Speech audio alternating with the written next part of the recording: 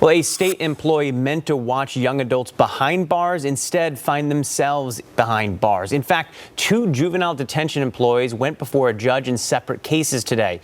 In one of those cases, we're talking about a sexual relationship between an inmate and an employee.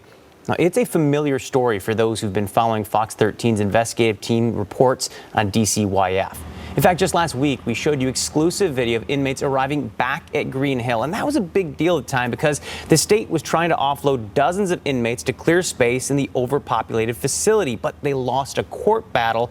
And while those inmates were out going back and forth, they ended up finding evidence of a romance between the employee and an inmate.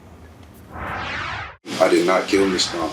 I didn't pull the trigger. 2 years ago, then 19-year-old Robert Thompson was being sentenced for murder. Now he's the center of a sex scandal involving a state employee at the very facility meant to rehab him. In explicit language, prosecutors paint a picture in these court documents of how 32-year-old Angel Meisner, a mother of 8, carried out a relationship with Thompson while she was employed by Green Hill, the facility where Thompson was being held. Prosecutors say kisses were caught on camera, and so were phone calls where Meisner admitted to performing oral sex on Thompson. At 22 years old, Thompson is an inmate, and by federal law, there's no consensual sex between an inmate and a staff member. This would be considered abuse. It turns out phone calls and recordings between Thompson and Meisner were captured, but it didn't even stop after she was locked up, causing prosecutors to call her out in court and demand a large bond. I'm going to ask for $500,000 cash or surety, and I know the court's read the probable cause statement. She has had contact with the alleged victim in this particular case since she was booked into the jail. So I don't anticipate she's going to follow any rules that the court has given what she did here. Now Meisner finds herself behind bars as well, pleading not guilty to 2 counts of custodial sexual misconduct and 1 count of witness tampering. Shockingly, Meisner isn't the only employee recently arrested.